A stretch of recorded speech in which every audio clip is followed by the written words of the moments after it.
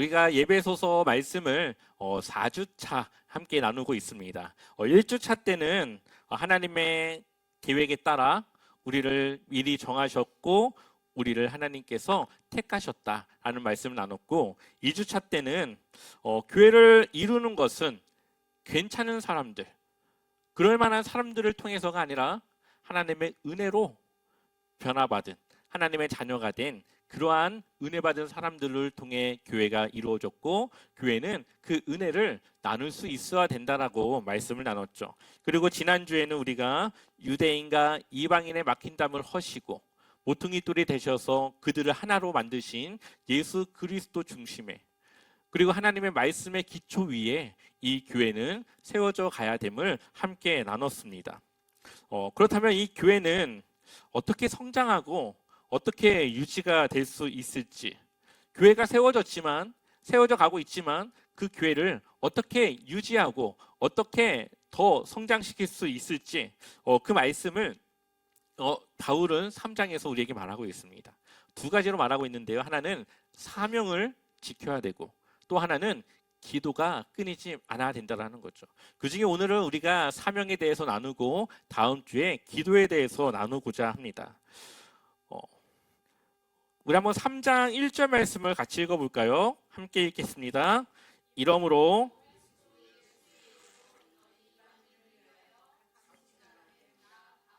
말하거니와.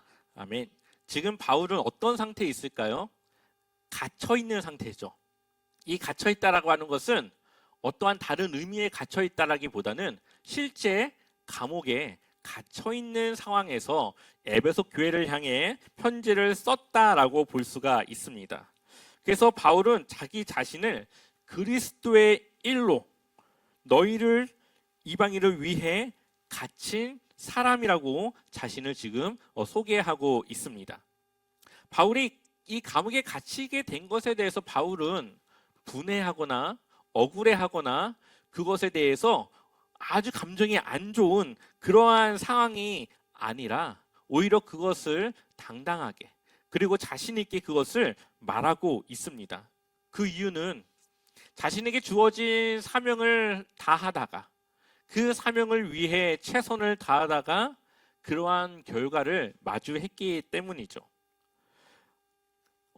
지금 바울은 감옥에 갇혀 몸은 움직일 수 없고 다른 곳에서 일할 수 없는 그러한 상황이지만 여전히 그를 통해 복음이 전파되어지고 그의 사명은 이어져 나가고 있다는 것을 우리는 이 에베소 교회에 전달된 이 편지를 통해 우리는 볼 수가 있습니다.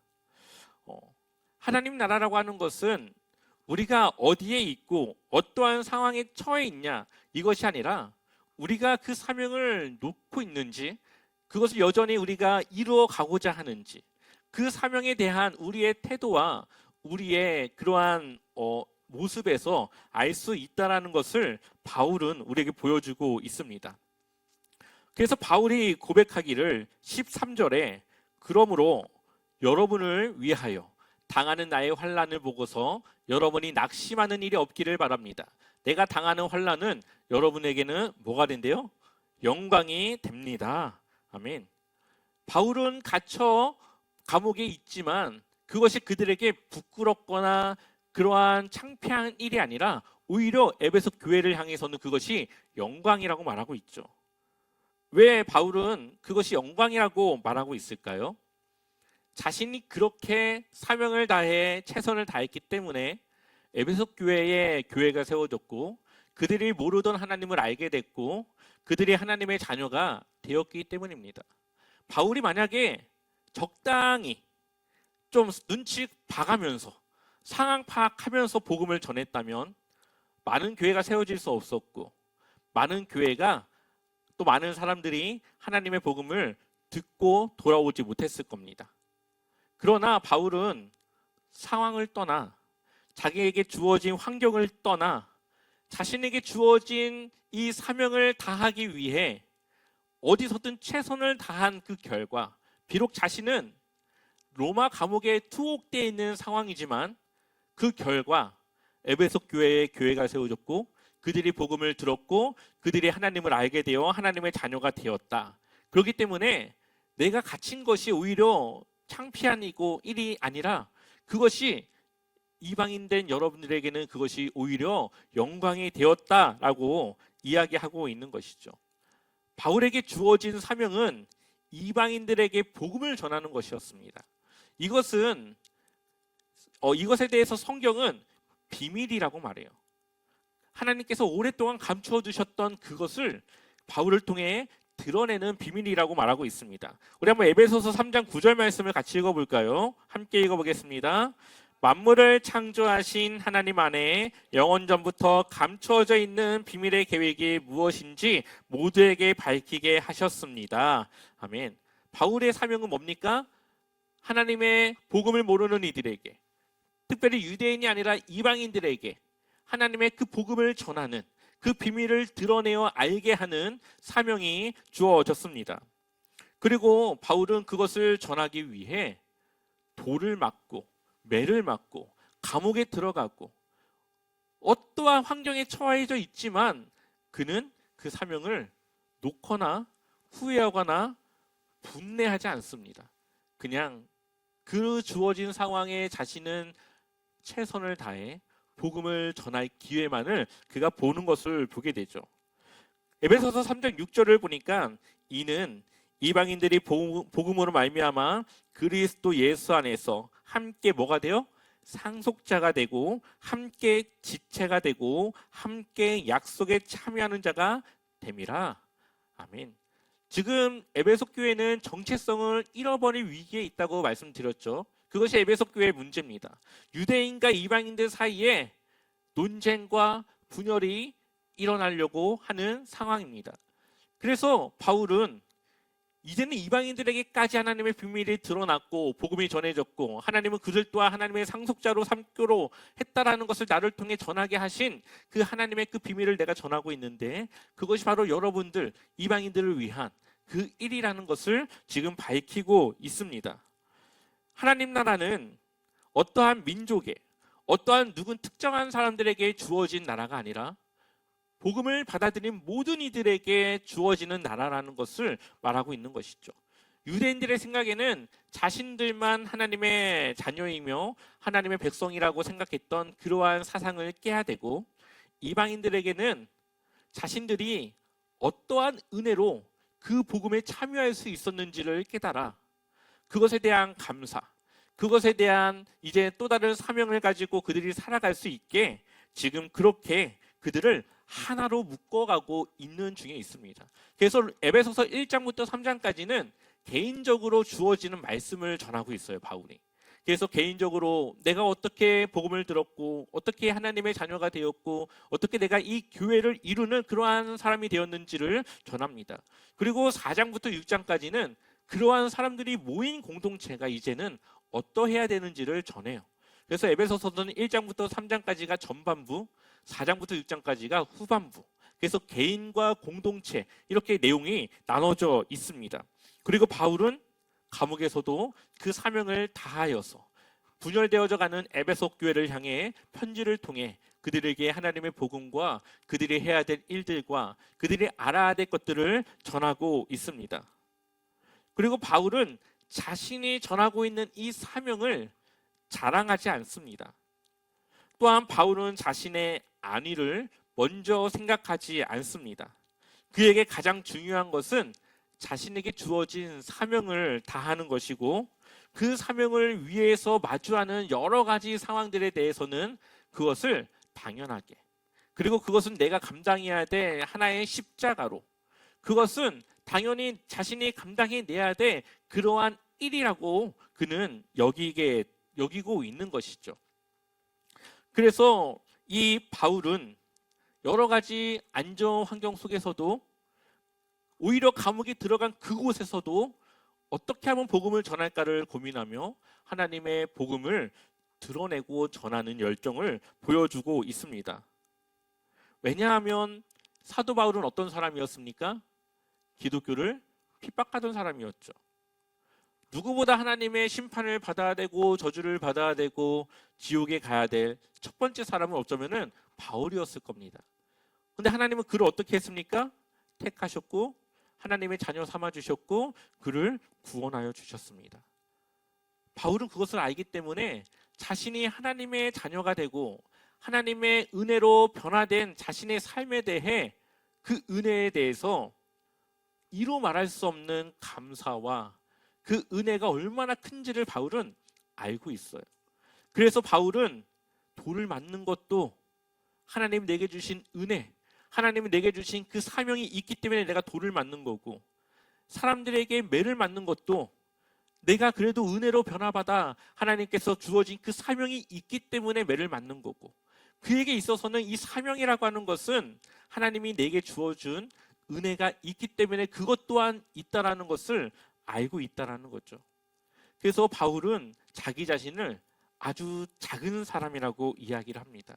그리고 그것을 자신이 하고 있는 이 일을 하나님이 주신 선물이라고 이야기를 해요. 우리 한번 3장 7절 말씀 읽어보겠습니다. 함께 읽겠습니다. 이 복음을 위하여 그의 능력이 내가 일꾼이 되었노라. 아멘. 은혜의 선물을 따라 받을 수 없는 선물을 받은 그 바울이 하나님의 일꾼이 되었습니다. 그래서 8절 말씀 같이 읽어볼까요? 한 번 더 함께 읽겠습니다. 모든 성도 중에 지극히 작은 자보다 더 작은 나에게 의 은혜를 주신 것은 측량할 수 없는 그리스도의 풍성함을 이방인에게 전하게 하시고. 아멘. 성도 중에 지극히 작은 자보다 더 작은 나에게 이 은혜를 주신 것은, 그러니까 기독교를 핍박하던 나에게 이러한 사명을 주신 것은, 그래서 자기가 하는 일이 크지만 자신은 어떠한 누구보다 더 작은 그러한 부족한 사람이라고 말하고 있습니다. 근데 여기 계신 분들 중에 바울이 작다라고 생각하시는 분 있습니까? 아마 신학자들, 목회자들, 그리고 대부분의 성도들은 바울을 작다라고 하지 않을 겁니다. 바울이 있었기 때문에 신약 성경도 있고 어떠한 예수님의 제자들보다도 더 복음 사역을 활발하게 했고 신학을 정립하는 데 아주 중요한 역할을 했던 사람이 바로 이 바울입니다. 그런데 바울은 자신의 그러한 것들을 자랑하지 않습니다. 그냥 하나님이 그것을 할 수 있도록 내게 주신 은혜, 그것을 할 수 있도록 주신 하나님이 주신 사명, 그것만을 드러내고 있는 거죠. 우리의 사명은 바울과 다르지 않습니다. 바울은 아직 드러나지 않은 복음의 비밀을 이방인들에게 전하는 사명을 가졌고, 우리는 이미 드러났지만 여전히 그것을 받아들이지 않고 있는 사람들에게 그 복음을 전해야 될 사명을 가지고 있습니다. 그렇다고 하는 것은 내가 드러나야 되는 것이 아니라 나를 통해 하나님이 드러나야 된다는 거죠. 나를 통해 내 안에 예수 그리스도의 그 생명과 빛이 드러나야 된다는 겁니다. 교회는 그러한 사명을 가졌습니다. 교회가 그 사명을 잃어버리는 순간 그곳은 교회가 아니게 되는 거죠. 복음을 드러내는 것을 멈추는 순간 그 교회는 더 이상 생명을 잃어버린 것과 같습니다.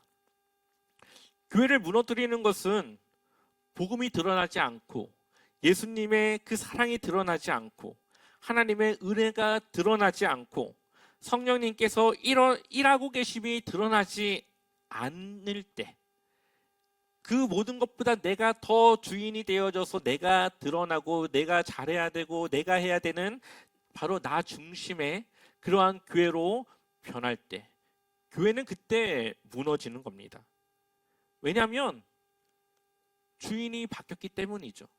교회의 주인은 하나님이시죠. 교회의 머리는 예수 그리스도이십니다. 에베소서에서 이제 나중에 그 얘기를 또 나누게 될 겁니다. 우리는 지체, 머리의 명령을 받아서 명령만 수행하면 되는 우리는 지체입니다.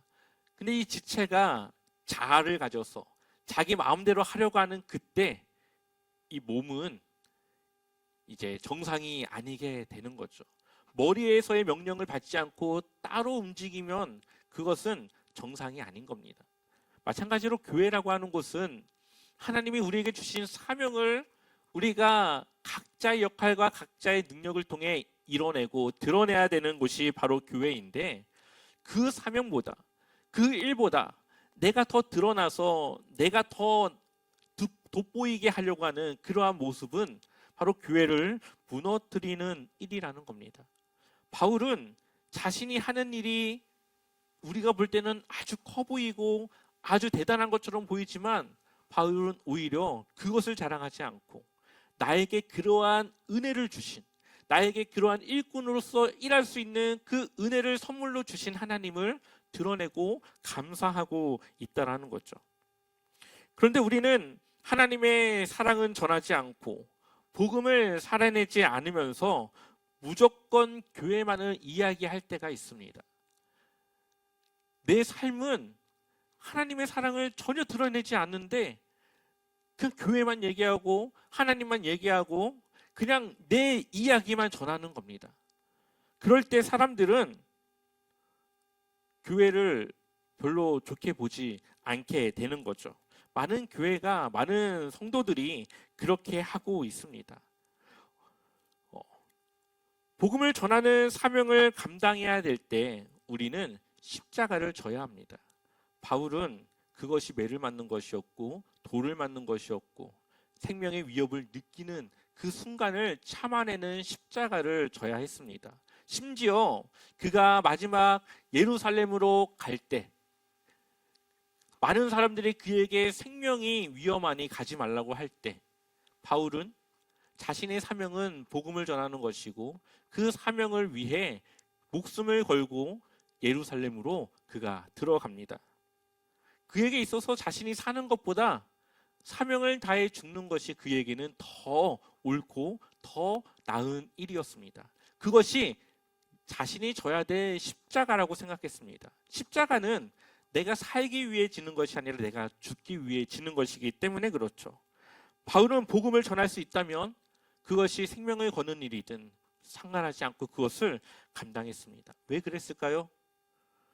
예수님께서 그렇게 복종하셨기 때문이죠. 예수님이 지신 십자가는 매를 맞아야 했고 침뱉음을 당하는 조롱과 채찍을 맞아 살점이 뜯어져 나가서 뼈가 드러나고 창자가 드러나는 그러한 엄청난 고통을 감당해야 되는 그 매를 맞으면서 십자가에서 결국은 숨을 거두시는 그 십자가를 지셨습니다. 근데 그것이 누구를 위한 것이었죠? 결국은 하나님의 사랑이 우리에게 있음을 보여주기 위한 십자가였죠. 그것은 예수님 때문에 그런 십자가를 지신 것이 아니었습니다. 예수님이 지신 십자가는 예수님이 살기 위해서가 아니라 오히려 우리를 살리기 위해 예수님이 죽으신 거죠. 바울은 그것과 같이 자신의 사명을 다하기 위해서 누군가에게 복음을 전하더라도, 내가 생명의 위협이 있다고 하더라도 누군가에게 생명을 전할 수 있다면 그것이 자신의 십자가라 생각하고 바울은 복음을 전한 겁니다. 그렇다면 우리가 져야 될 십자가는 무엇일까요? 내가 사는 것이 아니라 내가 죽는 곳을 택하는 거죠. 그렇게 해서라도 누군가에게 복음이 드러난다면, 누군가에게 새 생명이 드러난다면 그것이 내가 져야 될 십자가인 것입니다. 우리가 그러한 십자가를 져야 될 때가 많이 있습니다.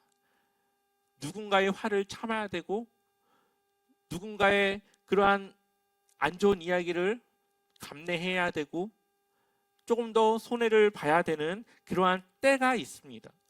그것을 우리가 감당해내는 십자가, 그것을 통해 주님의 그 사랑과 빛을 드러내는 그러한 사명을 우리가 다 해야 됩니다. 세상과 다른 하나님의 사랑을 가진, 복음을 가진 우리는 세상과 다른 그 무언가를 드러내야 되는데 그것을 위해 내가 감당해야 될 십자가가 있는데 바로 그것은 내가 사는 것이 아니라 내가 오히려 죽는 것, 내가 낮아지는 것, 내 자신이 없고 오직 내 안에 그리스도께서 살아가는 그 모습을 우리가 먼저 드러내야 되는 것이죠. 그러한 모습을 나타낼 때, 세상과 다른 그 거룩함을 우리가 나타낼 때, 그때 우리가 복음을 전할 수 있고 그때 다른 누군가에게 예수님의 사랑을 전할 수 있는 겁니다. 그것이 되지 않았는데 무조건 복음을 전하고 무조건 교회 다니라고 한다면 안 다니고 오히려 그렇게 말하는 교회가 이기적이다라고 말할 겁니다. 우리는 바로 그러한 십자가의 사명을 감당해야 되는 것이죠. 정말 그러한 여러 가지 사명들 중에 정말 감사한 일이 있다면 얼마 전에 우리가 미얀마 땅에 선교한 그 105만 원의 그 헌금 선교비입니다. 저희 교회에서 사실 이 100만 원이라고 하면은 굉장히 큰 돈이죠. 두 달치의 월세를 낼 수가 있거나 아니면 돈이 없어서 구입하지 못하는 무언가를 충분히 구입하고도 남을 만한 그러한 금액입니다. 그런데 우리가 월세를 두 달치 내는 것보다 이 100만 원을 통해 미얀마 땅에 성전이 지어져서 아이들이 조금 더 시원한 곳에서 예배를 드리고 아이들이 더 좋은 환경에서 예배를 드려서 그들에게 복음이 들어간다면 그들이 그 장소에서 예수님을 만나고 변화된다면 그것은 100만 원 이상의 가치가 쓰여지는 겁니다. 저는 그것이 바로 우리가 하나의 사명을 다 같이 함께 감당한 아주 좋은 일이라고 생각이 듭니다. 혼자 100만 원을 하는 것은 힘들지만 그래도 우리 모두가 다 같이 조금씩 모아서 그것을 전달하는 것은 그래도 조금은 우리가 할 수 있는 일이기 때문에 그렇죠. 아마 제가 잘은 모르겠지만 그것을 드리기 위해서 여러분들은 먹을 거를 안 먹고 살 것 좀 줄이고 부족한 생활이지만 그래도 그것은 내가 한번 참아보자 하면서 조금씩 그것을 모아 들었을 거라고 생각이 듭니다. 우리가 드린 100만 원은 사실 그 이상의 가치를 우리는 하나님께 드린 거라고 볼 수가 있는 거죠. 그리고 우리는 그렇게 우리에게 주어진 우리가 해야 될 하나님의 그 선교적 사역을 감당해 낸 겁니다. 주님의 사역을 위해서 각자의 헌신이 있었고 동참했고 우리는 그렇게 하나의 사역의 하나로 이어졌습니다. 바로 이러한 모습이 교회가 사명을 이루어가는 아주 좋은 모습이고 앞으로도 우리는 이러한 다 함께 동참하는 사역을 통해 또 하나의 사역을 이루어가고 또 하나의 사역을 하나님을 위해 할 수 있는 그러한 모습으로 우리는 나아가야 하는 것이죠. 우리가 하는 일이 모두 칭찬받는 일은 아닙니다. 때로는 교회가 무언가를 하기 위해 감당해내기 위해 세상의 질타와 조롱과 핍박을 받을 수도 있습니다. 물론 요즘은 그런 것이 거의 없지만 그래도 복음을 전하는 일이기 때문에 우리가 그러한 일들을 감당해야 될 때가 있습니다. 그러나 교회는 주님을 위해 그러한 고난을 감내하며 주님의 그 복음 중심에 우리에게 주어진 그 사명을 위해 우리는 기꺼이 희생하고 헌신할 수 있어야 되는 것이죠. 이제 우리 제자와 교회보다 더 이것은 우리 교회보다도 여러분들 각자의 삶 속에서 아마 그러한 일들이 많이 있을 거라고 생각이 듭니다. 예를 들어 주일에 약속이 잡혔습니다. 우리는 무엇을 선택해야 될까요? 내 사명을 위해서 무엇을 내가 선택하는 것이 더 옳은 일일까요? 조금만 편법을 좀 쓰면 조금만 숫자를 좀 속이면 세금을 면제받거나 혜택을 받을 수 있는 상황이 있을 때 우리는 갈등할 수밖에 없죠.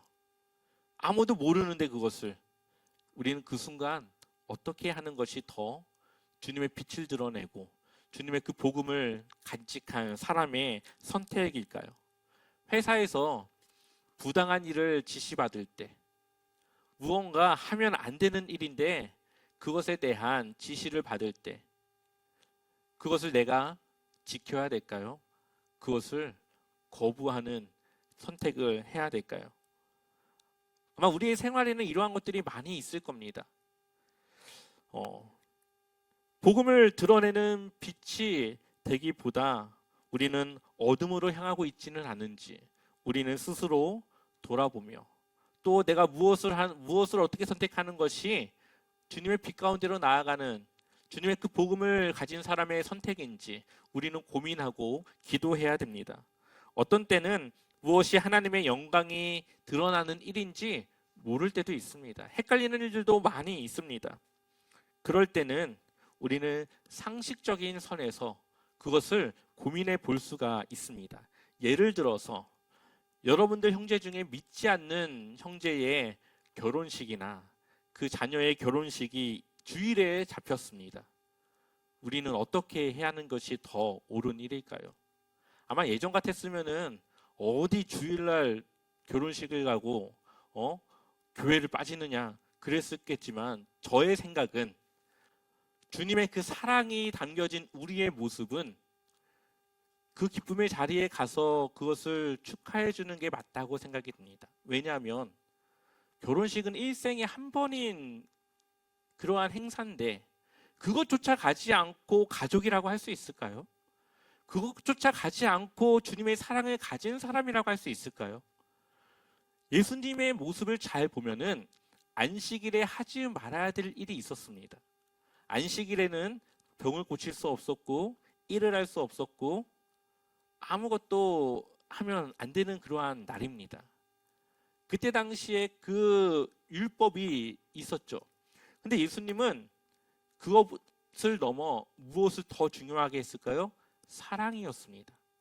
무엇이 더 그 사람에게 옳은 일인지, 무엇이 더 그 사람에게 그 사랑을 전하는 일인지를 먼저 생각하셨고 그것을 선택하셨습니다. 그래서 안식일 날 병든 자를 고치시고, 안식일 날 병든 자를 고치셔서 그가 침상을 들고 가게끔 하시기도 하고, 그때의 그 율법은 깨졌지만 복음은 살았습니다. 우리는 무엇이 더, 나의 어떠한 행동이 더 주님의 복음을, 주님의 그 사랑을 드러내는 일인지를 고민하고 생각해 보아야 합니다. 그런 면에서 먼 친척이면은 모르겠지만 직계 가족, 나의 형제, 그러한 사람의 그러한 결혼식이라든가 그러한 것들은 일생에 한 번뿐인 그 시간은 그곳에서 함께 축하하며 함께 그 자리를 빛내주고 함께 그 시간에 참여하는 것이 오히려 저는 더 그리스도의 사랑을 전하는 일이라고 생각합니다. 그래야 그 사람들도 조금은 더 마음을 열지 않을까요? 더 복음을 전할 때 그래도 이렇게 먼저 그 사랑을 선택하는 그 사람의 이야기는 그래도 조금 더 귀담아 듣지 않을까요? 저는 그러한 면에서는 그러한 선택이 더 옳다라고 생각을 합니다. 사명을 지킨다라는 것은 쉽다면 쉽고 어렵다면 어렵습니다. 내가 죽음을 각오하고 정말 희생을 각오한다면 쉬울 수 있고, 그러나 내가 그것을 마주하지 못한다면 어려울 수 있습니다. 우리는 그 십자가를 져야 하는 사명을 가졌습니다. 그것을 통해 우리는 복음을 전하고 주님을 모르는 이들에게 주님의 그 사랑과 빛을 전하는 사명을 가진 이들입니다. 우리의 삶이 그렇게 채워질 때 누군가에게는 그 빛을 보고 주님에 대해 궁금해하고 복음을 듣고 싶어하고, 정말 또 어떻게 그렇게 다른 삶을 살아가는지를 궁금해하는 누군가는 있지 않을까요? 그때 우리는 그 복음을 전하며 그 사명을 우리는 감당해낼 수 있습니다. 여러분들의 행동이, 여러분의 선택이 하나님의 사랑을 드러내는 것인지 아니면 나를 드러내는 것인지 늘 고민하며 그렇게 기도하며 우리의 선택과 우리의 상황과 우리의 삶이 내가 아니라 주님의 복음이, 예수님의 사랑과 빛이 드러나기를